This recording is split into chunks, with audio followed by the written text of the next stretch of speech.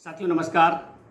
फिर मैं आपके पास एक बार हाजिर हुआ हूँ और एक नया टॉपिक लेकर। ध्यान से सुनिएगा, टॉपिक बहुत इंटरेस्टेड है। और केस होता है कि यदि आपका खाता जॉइंट होल्डर में है, यानी कि जॉइंट होल्डर का मतलब होता है एक से अधिक खाते में मालिक हैं। जैसे हमने हस्बैंड और वाइफ के साथ खाता खुलवाया, हमने ब्रदर सिस्टर के साथ खाता खुलवाया, हमने फादर मदर के साथ खाता खुलवाया, हमने मदर और सन के साथ खाता खुलवाया। ऐसे केस में इसको हम जॉइंट खाता बोलते हैं जनरल लैंग्वेज में।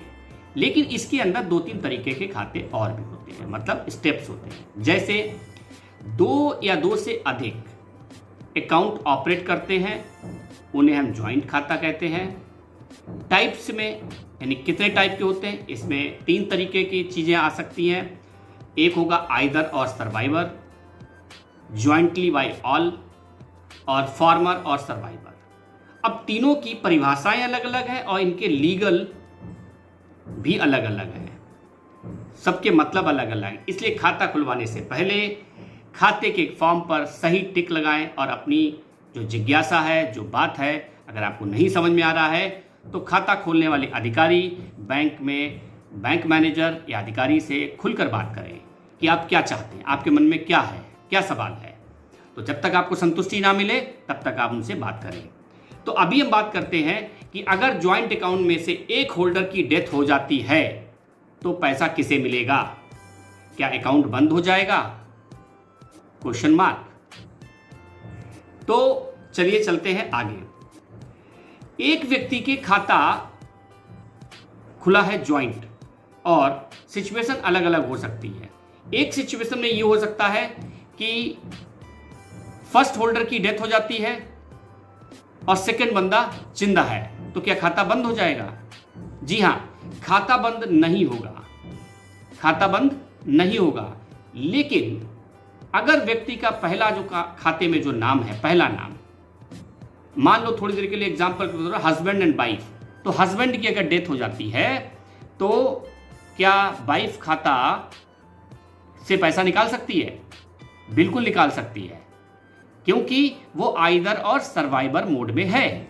आपने जब फॉर्म भरा था तो आइदर और सर्वाइवर, तो उसको भी उतनी ही पावर है जितनी फर्स्ट व्यक्ति को है, प्रथम व्यक्ति को है। तो इसलिए आइदर सर्वाइवर में किसी एक का चेक पर साइन होगा या विड्रॉल फॉर्म पर साइन होगा, निकासी पर्ची पर, और पैसा आपको मिलेगा। बैंक का कैशियर और अधिकारी आपसे कुछ भी नहीं पूछेगा, क्योंकि उसको आपके साइन मिलाना है। उसके आपके हस्बैंड से, जो मरने वाला व्यक्ति, उससे उसका कोई संबंध नहीं है, क्योंकि उसमें दोनों में से किसी एक का साइन होना जरूरी था। ऐसा खाता खोलते वक्त आपने बोला था, तो उसने एक खाता साइन मैच कर गया, आपको पैसा दे दिया। इसकी कोई लिमिट नहीं है। ऐसा भी नहीं लिमिट है कि आपने कहा कि भैया हम 50,000 ही निकाल सकते हैं, ऐसा नहीं। जब तक आपने लिखित आवेदन ना दिया हो कि एक साइन पर एक व्यक्ति को 50,000 दिए जाए, इससे ऊपर दोनों के साइन चाहिए, तब तो आप 50,000 तक तो निकाल सकते हैं, लेकिन 50,000 से ऊपर चाहिए। ये सिचुएशंस अलग अलग हो सकती हैं। तो आपका खाता बंद नहीं होगा। जी हाँ, एक बात ध्यान रखिएगा, जिस दिन आप बैंक को सूचना देंगे, मान लो आपकी इच्छा है कि मैं आपको बैंक को बता दूं, बैंक को तो डेथ होने के बाद बैंक को कैसे पता लगेगा? बैंक को कोई सपना तो आएगा नहीं। तो बैंक क्या करेगा, आप बैंक को बताएंगे कि साहब इस मेरे हस्बैंड की डेथ हो गई है। तो जब आप ये सूचना देंगे तो बैंक न तो आप खाते पर रोक लगाएगा, कुछ नहीं करेगा, वो कहेगा ठीक है आप फॉर्मेलिटी कर दीजिए, जिसमें डेथ सर्टिफिकेट मांगा जाएगा, आधार भी मांगा जाएगा, और एक एप्लीकेशन फॉर्म होता है वो मांगा जाएगा, और बैंक के पास एक फॉर्म होगा, भरा जाएगा। तो वो आपका खाता शिफ्ट हो जाएगा, सिंगल नेम्स हो जाएगा और फर्स्ट व्यक्ति का नाम हट जाएगा। एक तो सिचुएशन ये होगी, और खाता आपके पैसे की निकासी पर रोक नहीं लगाएगा। दूसरी सिचुएशन ये हो सकती है कि ज्वाइंटली बाय ऑल, यानी कि एक से अधिक खाता धारक थे, लेकिन आपने खाता खोलते वक्त ये बोला था कि मैं ज्वाइंटली ऑपरेशन करूंगा, यानी कि हम दोनों ही जब तक चेक पर साइन नहीं करेंगे, हम दोनों ही जब तक विड्रॉल फॉर्म पर साइन नहीं करेंगे, हम दोनों ही विड्रॉल फॉर्म पर बैंक में सामने नहीं आएंगे, तब तक हमें पैसा न मिले। तो बैंक क्या करेगा? अब मान लो पहले व्यक्ति की डेथ हो गई, तो बंदा तो एक ही बचा, अब दोनों ही साइन कैसे करेंगे?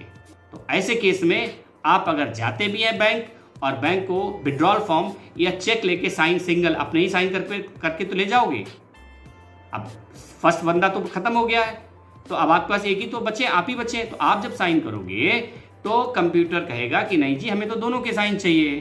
तो जब दोनों के चाहिए तब आप कहोगे वो तो खत्म हो गए, तो वो कहेगा मैं खाता फ्रीज कर देता हूँ।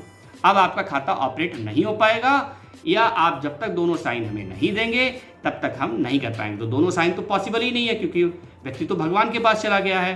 तो ऐसे केस में आप बैंक ये सजेस्ट करेगा कि इस खाते को आप चेंज कराएं या बंद कराएं।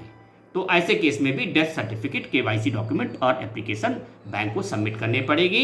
इसका अर्थ ये हुआ कि आपको ज्वाइंट अकाउंट में पैसा नहीं मिलेगा यदि किसी एक व्यक्ति की डेथ हो जाती है, चाहे वो सेकंड पर्सन की डेथ हो या फर्स्ट पर्सन की डेथ हो।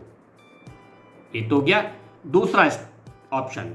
तीसरा ऑप्शन होगा कि आपका फॉर्मर और सर्वाइवर।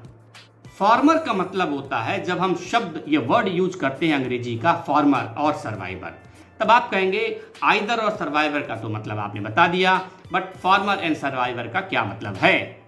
तो फॉर्मर एंड सर्वाइवर की सिचुएशन हम लेते हैं कि आप हस्बैंड एंड वाइफ हैं, आपने जब खाता खोला था तो फॉर्मर एंड सर्वाइवर पर टिक लगाया था।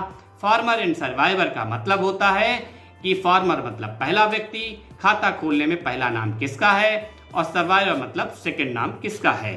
यदि पहले व्यक्ति की डेथ हो जाती है, यानी फॉर्मर की डेथ हो जाती है, तो सर्वाइवर मालिक नहीं हो सकता, यानी कि वो मालिक नहीं है खाते का, वो सिर्फ एक केयरटेकर था। इसका अर्थ ये हुआ कि मरने वाले व्यक्ति के जो लीगल हायर हैं, यानी कि उनके बच्चे हैं, बेशक हस्बैंड वाइफ ही क्यों नहीं थे खाते में, यानी कि हस्बैंड फॉर्मर था और वाइफ सर्वाइवर थी। फॉर्मर की खत्म, यानी हस्बैंड की डेथ हो गई, सर्वाइवर बचा है। अब सर्वाइवर मालिक नहीं है इसमें, इसलिए लीगल हायर इसमें एंट्री कर सकते हैं, यानी कि उनके बच्चे जो हैं, माँ के बच्चे, पिता के जो बच्चे हैं, वही ये दावा बैंक में कर देंगे कि साहब मैं तो लीगल हायर हूँ, मेरी मदर को पैसा ना दिया जाए। तो लॉ के अनुसार हम लीगल हायर को ही पैसा देंगे, क्योंकि वो सर्वाइवर है और सर्वाइवर का मतलब है मालिक ना होना। आइदर और सर्वाइवर में तो मालिक थे, ज्वाइंटली में भी थे, बट फॉर्मर एंड सर्वाइवर में सर्वाइवर यानी कि दूसरा खाता धारक जिसका नाम नंबर 2 पर है, वो मालिक नहीं होगा। हाँ, ये जरूर है कि जब तक वो बैंक को ये सूचना नहीं देगा कि फॉर्मर की डेथ हो गई है या मेरे हस्बैंड की डेथ हो गई है, तब तक बैंक को नहीं पता लगेगा। तो तब तक वो सर्वाइवर यानी कि सेकंड होल्डर यानी कि उसकी वाइफ पैसा निकालती रहेगी।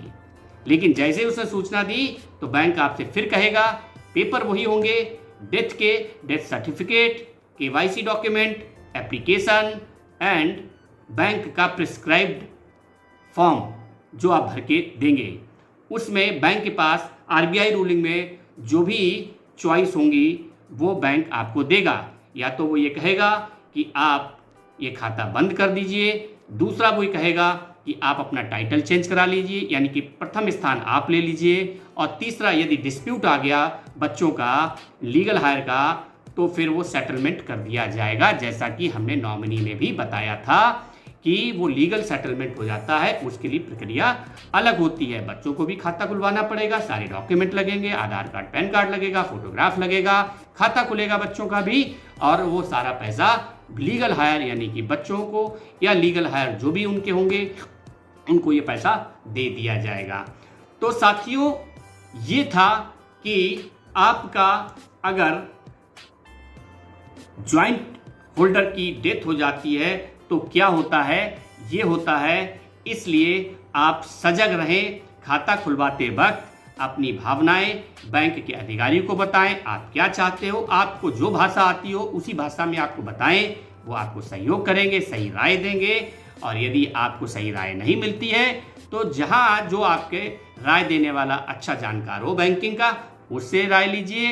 यदि वहां पर भी ना मिले तो बैंकिंग विद गौरव पर कमेंट में लिखें, मैं ये वादा करता हूँ कि आपको हमेशा आपकी प्रॉब्लम का सॉल्यूशन समाधान दूंगा और आपको समाधान बताऊंगा, लिखित में दूंगा और जल्दी से जल्दी दूंगा। तो ऐसे ही अच्छी अच्छी वीडियो, अच्छी इंफॉर्मेटिव वीडियोज़ और नॉलेज लेने के लिए बैंकिंग विद गौरव पर विजिट करें, फॉलो करें, सब्सक्राइब करें, कमेंट करें, शेयर करें, जिससे कि ये अच्छी बातें आपके दोस्त यार फैमिली को भी मिल सके। तो साथियों, जाने से पहले आप हमारे इस वीडियो को लाइक ज़्यादा से ज़्यादा करें और शेयर भी करें, कमेंट भी करें। तब तक के लिए नमस्कार, धन्यवाद। फिर एक नए टॉपिक पर हम जल्दी ही हाजिर होंगे। Thank you.